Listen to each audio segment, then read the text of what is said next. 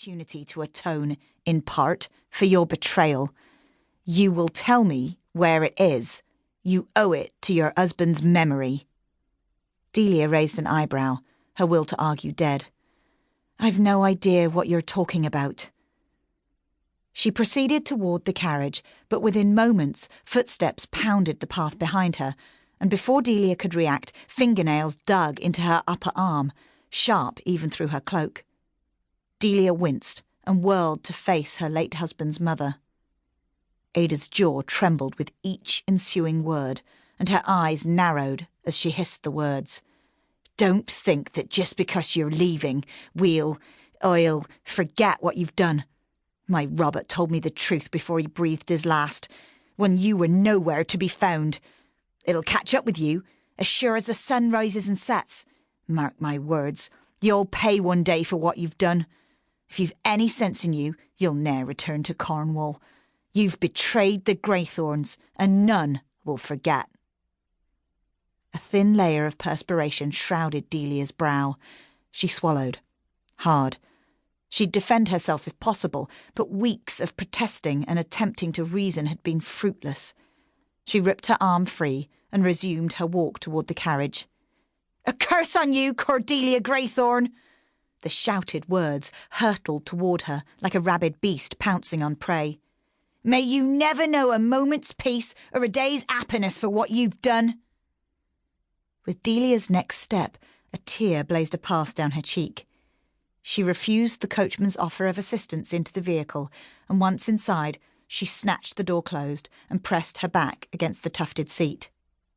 She'd heard the horrid accusations so frequently that she was almost beginning to believe them. Regardless, the truth, the ghastly, jagged truth, would always be on her side, even if no one else chose to believe it. Delia squeezed her eyes shut as the carriage rumbled away. She'd not look back. She wanted to remember how her home used to be, not foreboding and vile as it now stood.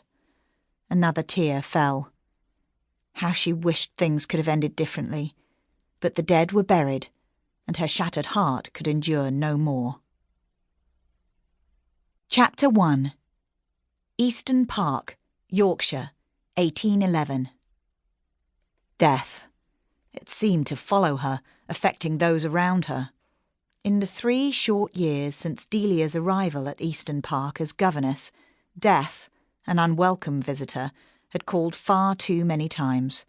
Only a few months into her time at the estate, the children's mother died, and at this moment, their father, Randall Trethway, was fighting for his life within these very walls. A flash of lightning gleamed through the uncovered window, momentarily shedding its silver glow on Sophie, her youngest charge, who slumbered next to her, her head on Delia's lap.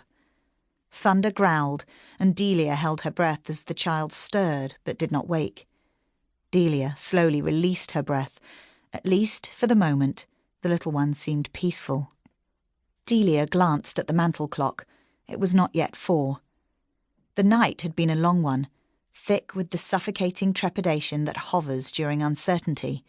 Minutes stretched to harrowing hours, but eventually exhaustion gripped her charges and offered a reprieve from the fear. Julia and Hannah, the older girls, slept on the settee. Johnny curled up on the rug next to the waning fire. Only Liam, the oldest boy, had been permitted to remain by his father's side. The nursery door cracked open, and Agnes, the children's maid, appeared in the doorway. The willowy woman's normally tidy hair hung in chestnut wisps about her narrow face, and her candle's flickering glow highlighted the dark shadows beneath her eyes. "What news?" Delia whispered, as the maid inched in. Her expression tight with concern, Agnes knelt next to Delia. "'Tisn't good. Not good at all. Master Trethway's dying. At least that's what's been said downstairs. His horse got spooked and fell when jumping over a hedge of brambles in the East Forest. The beast fell right atop of Mr. Trethway, and the weight of it poked his ribs clear through his lung. He can breathe and whisper a little, but he can't move, and it's getting worse with each hour. The physician's here, but he says there's naught he can do." Delia's vision blurred with unexpected moisture, and she brushed back Sophie's ebony hair from her face.